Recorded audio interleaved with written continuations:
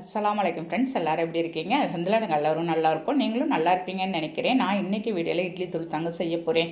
நிறைய வெரைட்டியில் நம்ம சட்னிலாம் செஞ்சுருப்போம். எத்தனை சட்னி செஞ்சாலும் நம்ம இட்லியோட ஒரு சாஃப்டான இட்லியோட நீங்கள் தூள் தொட்டு நல்லெண்ணெய் சேர்த்து நீங்கள் சாப்பிட்டு பாருங்களேன்.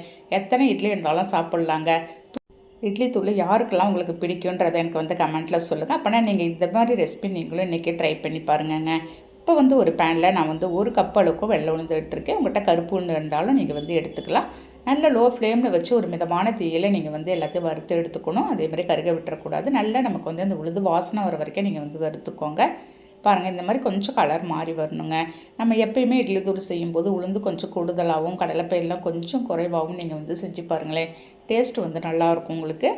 ஒரு பிளேட்டில் சேர்த்து நம்ம ஆற வச்சிடலாம். இப்போ அதே பேனில் 3/4 கப் அளவுக்கு நம்ம கடலைப்பயிர் சேர்த்துருக்கேங்க. கடலைப்பயிரை லேசாக அதே மிதமான தீயில் நம்ம ஒரு மிக்ஸ் கொடுத்துட்டு நம்ம 1/4 கப் அளவுக்கு துவரம்பயிறு சேர்த்துருக்கேன். இப்போ அதோடைய நம்ம துவரம்பயிறு சேர்த்து நீங்கள் இட்லி தூள் ரெடி பண்ணி பாருங்கள். அதோட டேஸ்ட்டு வேறு மாதிரி இருக்குங்க. உங்களுக்கு இது ஆப்ஷனல் தான். உங்களுக்கு தேவையில்லை அப்படின்னா நீங்கள் வேணால் துவரம்பயிரை நீங்கள் ஸ்கிப் பண்ணாலும் பண்ணலாம்.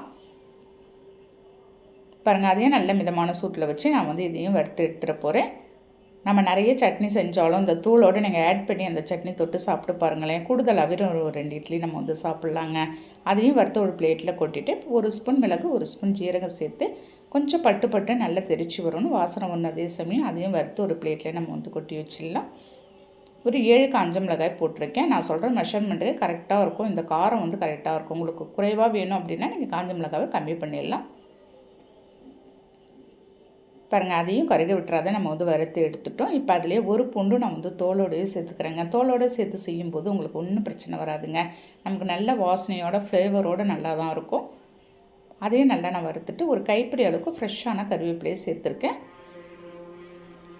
கருவேப்பிலையை நல்லா சூடு ஏற அளவுக்கு கருக விட்டுறாத அதையும் வறுத்து எல்லாத்தையும் நான் கொட்டி ஆற வச்சுட்டேன். நல்லா ஆறினதும் நம்ம ஒரு மிக்ஸி ஜாரில் சேர்த்துக்கலாம். பாருங்கள், சேர்த்துட்டு கல்லுப்பு சேர்த்து நீங்கள் கொஞ்சம் குறன்னு இல்லாத நைஸாகவும் இல்லாத நீங்கள் அரைச்சி எடுத்துகிட்டு வந்துடுங்க.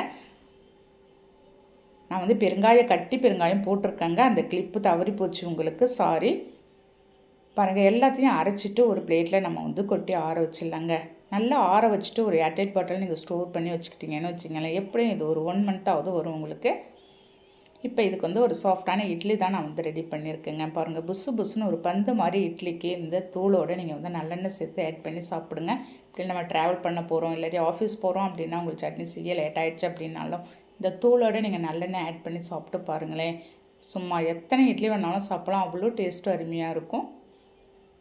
பாருங்கள், சாஃப்டான இட்லிக்கு மேலே எல்லாம் ஃபுல்லாக நான் அந்த தூளை தூவி விட்டு நல்லெண்ணெய் சேர்த்துக்க போகிறேங்க. சேர்த்து நல்லா நீங்கள் ஊற வச்சுட்டு அப்படியே மிக்ஸ் பண்ணி நீங்கள் சாப்பிடுங்களேன். பிள்ளைங்க கூட உங்களுக்கு விரும்பி சாப்பிட்ருவாங்க. நம்ம ஒரு தூள் இருந்தாலே போதுங்க. நான் ஃபுல்லாக கொஞ்சம் கூடுதலாகவே எண்ணெய் ஊற்றி அப்படியே நம்ம சாப்பிட போகிறோம். டேஸ்ட்டு சும்மா அட்டகாசமாக இருந்துச்சு.